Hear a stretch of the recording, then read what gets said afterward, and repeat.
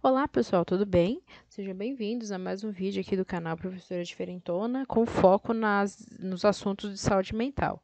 O assunto em questão que vamos conversar hoje trata-se da esquizofrenia, um assunto onde muitas pessoas ao redor do mundo apresentam esse tipo de patologia, certo?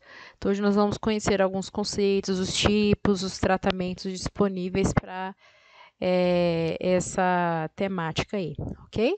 Então, assistam às aulas, compartilhem com os amigos de vocês, façam bom proveito das disciplinas. Vamos lá começar agora a estudar um pouquinho aí, né? Primeiro, vamos entender um pouquinho o que seria a esquizofrenia, como é que a gente define, tá? Lembrando dos conceitos, né, principais de definição de saúde mental, as síndromes, transtornos, né, as patologias mentais, elas são divididas em neuroses, psicoses e perversão, certo? No caso, as neuroses são reações do sistema nervoso frente o que a pessoa está passando ali, que a gente já discutiu alguns assuntos, algumas aulas aí atrás, certo, né? Sobre o transtorno do afeto bipolar, o TOC, o transtorno obsessivo compulsivo, a depressão, né? Enfim, que são reações do sistema nervoso frente às nossas reações. As psicoses já são quando o nosso corpo, o que acontece? A nossa mente, ela foge da realidade, tá? Então, é uma mistura do real com o imaginário. E a perversão já seria a psicopatia, né? Onde o indivíduo ele tem 100% de razão e 0% de emoção, tá? Então, a esquizofrenia, ela se encaixa na psicose, porque ela é uma doença onde ocorre o quê? A fuga da realidade. Então, mistura, né, o real com o imaginário. A palavra esquizofrenia, né, significa divisão. Divisão, né, esquizo é divisão, frenia é mente, né? Então, esquizo, divisão da mente, ou seja, a mente se divide entre o real e o imaginário, certo? Infelizmente, a esquizofrenia, o indivíduo que sofre dela, não vai afetar só ele, mas sim a família, o contexto social onde ele está inserido, né? Porque esse indivíduo, para ele, né, o que ele enxerga, o que ele escuta, o que ele vivencia, para ele é real e muitas pessoas ao redor não compreendem esse tipo de situação, certo?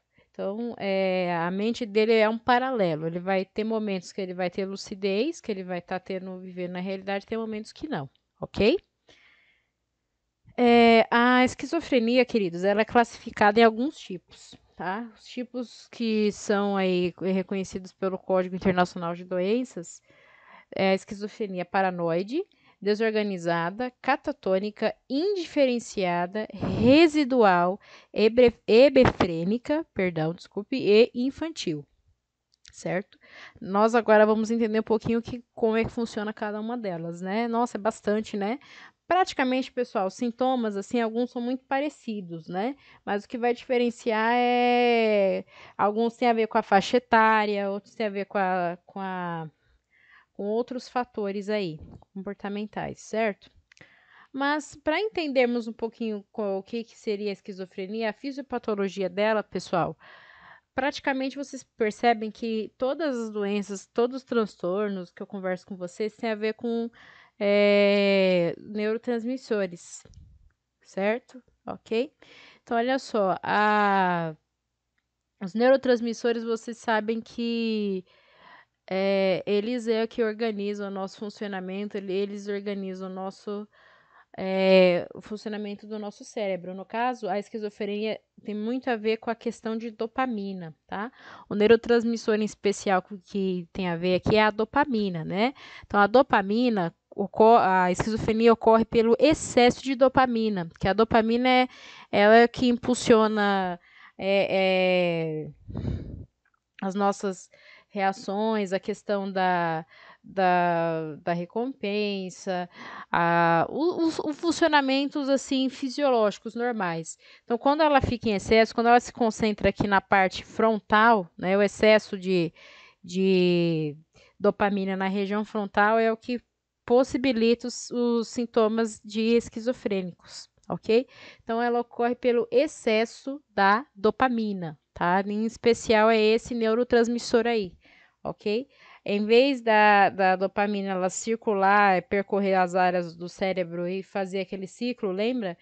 Dopamina, serotonina, noradrenalina, ou seja, ela fica aqui, ó, né? Aderida, tá? Na parte frontal aí do cérebro, fazendo com que a pessoa apresente esses sintomas que nós vamos discuti-los agora, ok? Então, olha só, a esquizofrenia paranoide, certo? Que é é a mais comum, é a mais encontrada, tá? O indivíduo ele vai apresentar delírios e alucinações, tá? Ah, mas não é a mesma coisa, delírio e alucinação? Não é, tá bom? O delírio, queridos, ele é como se fosse uma ideia, é algo que a pessoa acredita que é tão forte que ela passa a praticá-lo. Por exemplo, né?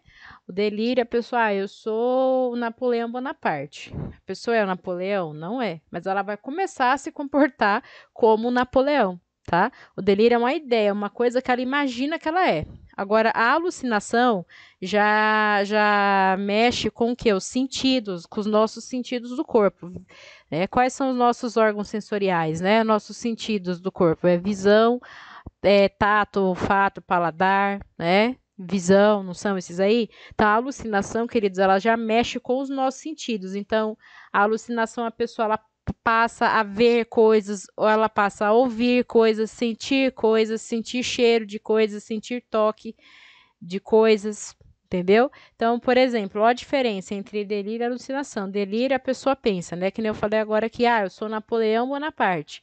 A alucinação. Eu estou vendo Napoleão Bonaparte. Napoleão Bonaparte está vindo aqui me pegar. Socorro. Né? Então, deu para entender bem a diferença? Então, a paranoide, a pessoa ela pode apresentar essas duas situações. Ela cria ideias, né? Ela pode pensar, um astronauta, eu sou isso, eu sou aquilo, né? E tem criaturas do espaço tentando vir me pegar, socorro, socorro. Ela mistura as duas coisas, ela mistura o delírio com a alucinação, certo? Só que olha só, essa pessoa geralmente acomete pessoas um pouco mais velhas, né? E ele não apresenta assim sintoma desorganizado ou catatônico, ou seja, a pessoa pode passar por você despercebido, você nem imaginar que ele sofre esse tipo de esquizofrenia aí, tá? Ela é muito tem situações que a pessoa ela pode demonstrar um comportamento diferenciado, né? O paranoide, ele é aquela, até o nome já fala, paranoia, ele cria uma paranoia, né? Ele fica, eu sou astronauta, ele tem muita aquela mania de perseguição, ele acha que sempre alguém tá querendo pegá-lo, alguém vai querer destruir, é uma pessoa extremamente desconfiada, né? Discute por qualquer coisa, né? Tem um comportamento mais hostil, um pouco agressivo, tá? Então, a característica do paranoide, ele é muito desconfiado, extremamente desconfiado com tudo, então ele mistura um pouco de delírio com alucinação e ele tem um comportamento de desconfiança, muito tenso, muito reservado, oculto, ok? A desorganizada, queridos, a pessoa ela já vai apresentar um comportamento desorganizado, né? A mente dela vai bagunçar tudo. E um dos principais desse, olha só, que mais comum é o embotamento afetivo, ou seja, a pessoa ela não vai conseguir se relacionar com as pessoas, não vai conseguir interagir com a sociedade, né? A afetividade dela vai estar estranha, né? Ela não vai se comportar que nem você vê alguém que você gosta lá na rua, uma pessoa querida para você. Qual que é a sua atitude? Vai lá cumprimentar. Às vezes essa pessoa vai ver alguém que ela gosta, vai sair correndo, vai, sei lá, se despir, tirar a roupa, sabe? Tem uns comportamentos assim muito estranhos, ok? E também a aparência dessa pessoa é totalmente desleixada. O desorganizado ele não toma banho, ele não se organiza, ele veste roupa suja, ele anda todo desgalepado, e para ele tá tudo bem, certo? Mas ele não apresenta a característica de catatonia, tá? O que é catatonia, né? Aquela pessoa que, né, não se mexe, fica ali parado, né? É o que é o próximo que a gente vai discutir agora, tá? Então, olha só. A esquizofrenia catatônica, pessoal, ela já ocorre por um distúrbio psicomotor, né? Então, ela já mexe com a questão motora do indivíduo, certo? Então, geralmente as pessoas que têm a esquizofrenia catatônica, ela apresenta imobilidade, né? A pessoa ela fica ali muito parada, ali muito na dela, né? Ela apresenta um estado de inatividade, ela é como se fosse vegetal ali, tá? Ela tem um negativismo extremo, você vai tentar fazer qualquer coisa, nada dá certo, ou em muitos dos casos ela pode apresentar também o mutismo, né? Que é a incapacidade de articular a palavra, fica muda, né? Não fala nada, né? Fica ali parada, ó, desse jeito aqui, pode ficar dessas duas formas aqui, o dia inteiro, para sempre dessa forma e com posturas anormais. Ah, mas você pode olhar assim, ah, só tá aqui, parece que tá tomando sol, mas pensa, ficar o dia inteiro nessa posição, né? Que nem essa moça aqui também, ó. Tá? É normal alguém ficar o dia inteiro com a mão, o braço desse jeito? Não é, tá? Então a catatônica, ela mexe muito com o nosso sistema psicomotor, tá? Então ela altera muito os nossos movimentos, ok? A esquizofrenia diferenciada, queridos, ela é muito marcada pelo isolamento social e a diminuição do desempenho, né, intelectual. Então a pessoa ela não gosta de interagir com nada, para ela o que está acontecendo ou não lá fora não tem valor nenhum, tá? Apresenta indiferença, né? O que é um sintoma de indiferença? Que nem você tá doente, você fala, ó, para alguém que você gosta, ó, tô doente, eu vou só ter alguns dias de vida e tal, e a pessoa, problema seu, sabe assim? Não tem situações assim? Então, o esquizofrênico indiferenciado, ele é dessa forma. Para ele, tá, pode estar caindo o mundo, acabando o mundo, para ele, tá, tudo bem, eu não ligo, para mim não tem importância, tá? Então, o esquizofrênico indiferenciado tem essa característica aí, ok?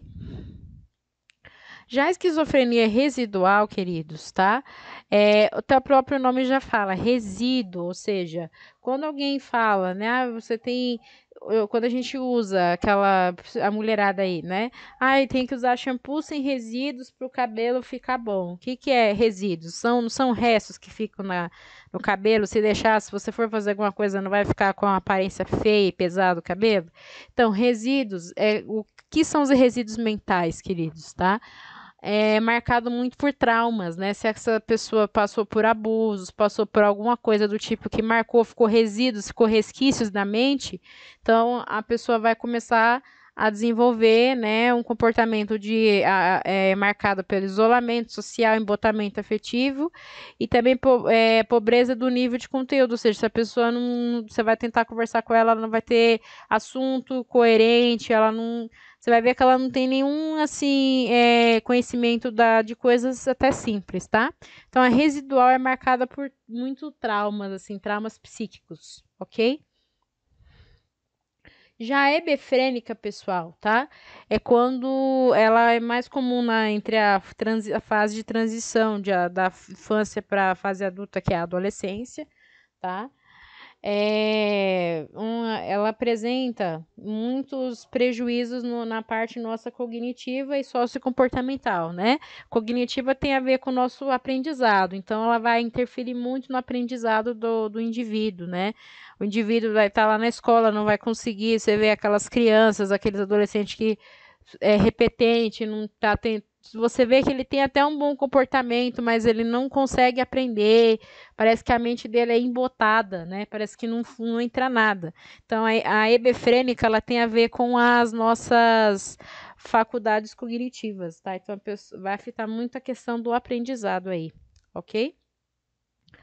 A esquizofrenia infantil, queridos, tá? Ela é essencialmente o mesmo que a que ocorre nos adultos, só que ela vai surgir na faixa etária, né, dos 6 a 7 anos na criança com impacto profundo. A criança ela vai estar apresentando alucinações, os delírios e vai muito afetar nas rotinas do autocuidado, ou seja, desde da criança comer até tomar banho, né, coisas rotineiras de autocuidado vai estar afetando. A criança não vai conseguir desenvolver, nem no banheiro sozinha.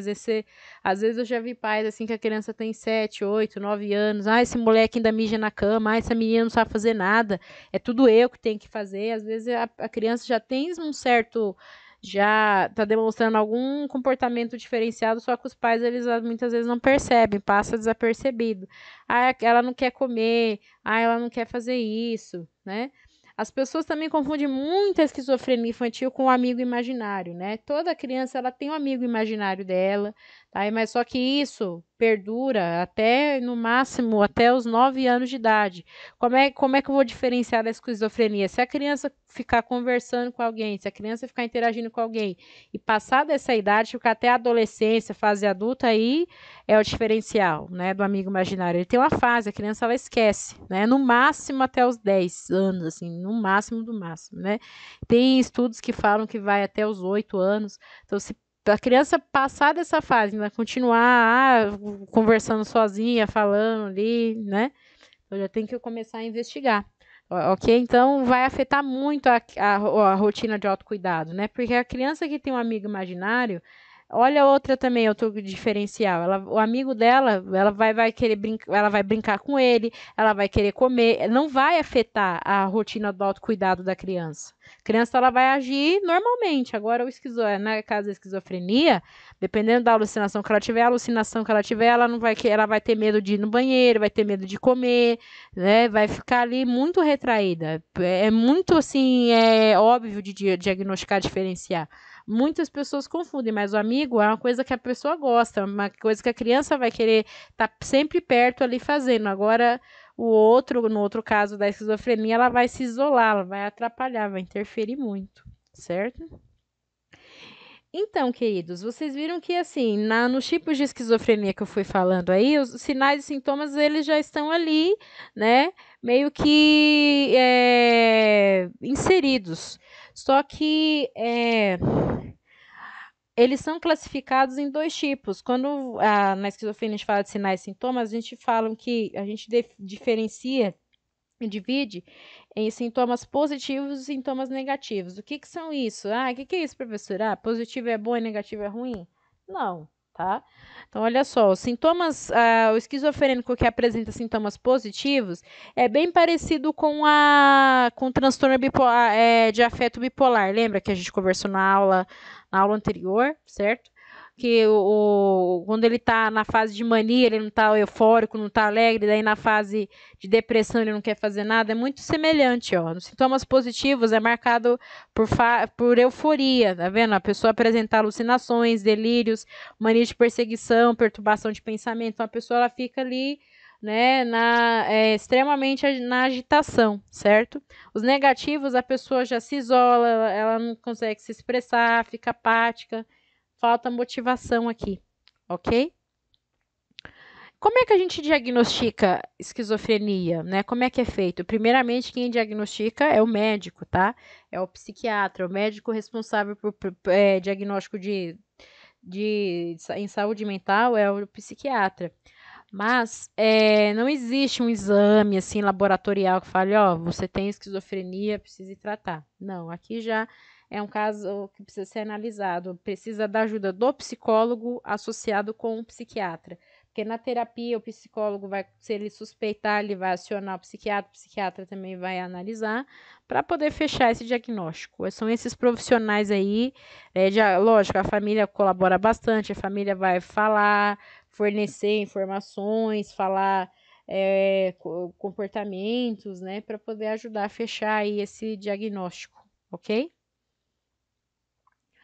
E como é que é feito, queridos, o tratamento, tá? Os tratamentos disponíveis para a esquizofrenia, eu digo para vocês, ele deve ser feito pelo resto da vida, tá? Esse transtorno, essa doença, na verdade, ela precisa ser tratada até o resto da vida. As pessoas pensam, comecei a tomar os medicamentos, comecei a fazer o tratamento, as alucinações, os delírios sumiram, eu vou parar. De jeito nenhum, tá? Tem que ser feito pelo resto da vida, mesmo que os sintomas tenham desaparecido, por quê? O que esses medicamentos eles vão fazer? Eles vão, de forma em conjunto, atuar para evitar o acúmulo, o excesso de dopamina, que é o que faz a pessoa apresentar esses sintomas aí, ok? Então, quais os tratamentos mais convencionais? São o tratamento medicamentoso e a terapia psicológica, né? Então, vai ter que continuar fazendo terapia, associando com os medicamentos, tá? E eles são divididos em classes, eles podem ser antipsicóticos, como a quetiapina, anticolinérgico, como o Fernegan, tranquilizantes, estabilizadores, tá? E também os antidepressivos, tá bom? E também, queridos, as classes são essas. E também, a hospitalização, ela só é indicada nos casos de crise, tá? Antes, o indivíduo ele apresentava esses sintomas, já pensavam-se assim, precisa internar, né? Antigamente era tudo, tinha hospitais psiquiátricos, em cada esquina tinha um, né? Os manicômios, os hospícios, que o pessoal fala, né? Falava aí no passado, que hoje não tem mais, graças a Deus. Hoje, o que estão disponíveis? Dentro dos hospitais, temos alas psiquiátricas, que acontece o quê? É para o indivíduo ficar lá no momento de crise, mas passou a crise, ele deve retornar para suas atividades rotineiras, tá? Então, quem é que é o responsável por ajudar esse indivíduo enquanto ele está bem é o CAPS, né? O Centro de Atenção Psicossocial. Na próxima aula, eu vou discutir bem a temática dele, tá? Então, o indivíduo, quando ele está fora de crise, o CAPS ele faz esse serviço, esse acolhimento, e quando ele está em crise, aí vai precisar ir para a ala psiquiátrica. Lá na ala psiquiátrica, os tratamentos que eles podem utilizar para conter a esquizofrenia é a insulinoterapia, né? É fazer terapia com a própria insulina. A insulina ela vai fazer com que baixe o nível de glicose, porque uma das coisas também que predispõe o aumento da dopamina é o excesso de glicose no cérebro também, o excesso, tá? O excesso do açúcar, né? Então, o que ele faz? A insulina vai baixar o nível de açúcar, vai meio que reorganizar, vai fazer vai zerar para recomeçar de novo, vai resetar, certo? Além da insulinoterapia, a eletroconvulsoterapia, que é o choque, né? Lógico, antigamente era feito de forma muito desumana, muito errada, né? Mas a eletroconvulsoterapia, se for feita de forma correta, nas dosagens certas, ajuda bastante, porque ela, da mesma forma que a insulinoterapia, ela reorganiza, né? As atividades neurológicas, tá? Mas lógico, isso aí nem é todo caso, tá? Depende do tipo, depende do grau, depende do avanço, como está a doença, que o psiquiatra ele vai decidir ou não se deve fazer, mas isso apenas na hospitalização. E tem casos que a pessoa ela só é hospitalizada e só os medicamentos já ajudam também, tá? Então, lembrando, não tem cura, a pessoa que tá, mas tem o tratamento. O resto da vida tem que ir acompanhando e, lógico, a família ajudar bastante, ok? E nós, como profissionais da enfermagem, o que nós temos que fazer, né? Orientarmos o paciente a não deixar o tratamento. Lógico, se for um grau de esquizofrenia que ele consegue falar, tá com você ali, você precisa ajudá-lo, você precisa demonstrar para essa pessoa que ele pode confiar em você para contar com você no tratamento. Outra coisa também que é super importante é evitar a questão do estresse, porque o indivíduo, quando ele fica estressado, o estresse ativa alucinações, né? A pessoa fica ali, começa as manias de delírio e perseguição, tá? Também explicar para ele a importância do autocuidado, falar, você precisa comentar horário, você precisa descansar, porque quando a gente pratica o autocuidado de forma regrada, os nossos neurotransmissores, eles ficam em ordem, né? Então, precisa organizar, falar de uma forma que esse paciente entenda, com palavras lúdicas, para que ele entenda a importância dele comer, dele dormir, dele descansar, dele ter os momentos de lazer, né? Falar de acordo com o entendimento dele, ok? Estimular também o paciente a se envolver com a sociedade de acordo com os recursos disponíveis dele, né? Se lá perto da casa dele, né? Se ele gosta de fazer exercício físico é bom, né? Mas o que eu já vi falar, vai lá, faz uma academia que é bom, mas e se essa pessoa não tem condições, não tem como fazer, tem vergonha, tem meio que medo, né? Se perto da casa dele tiver uma academia na praça, fala, ó, vai lá com alguém, fala para alguém com você, faz um exercício, pega um folha em casa, faz desenho, pinta, né, dança, sabe? Incentivar coisas, atividades com que ele possa se envolver com outras pessoas também e também ocupar a mente, tá? E que nem eu já disse, passar confiança, né? Porque eu acho que em qualquer situação, quando a gente passa confiança, nas situações, tudo tende a transcrever e decorrer com mais segurança, ok? Então, queridos, foi isso que eu quis hoje conversar com vocês. Espero que vocês tenham entendido. Qualquer dúvida, deixem aí os seus comentários, que eu vou me atentar aí, tá bom? Espero que vocês tenham gostado. Qualquer coisa é só me procurar. Fiquem com Deus, até a próxima. Valeu, tchau, tchau.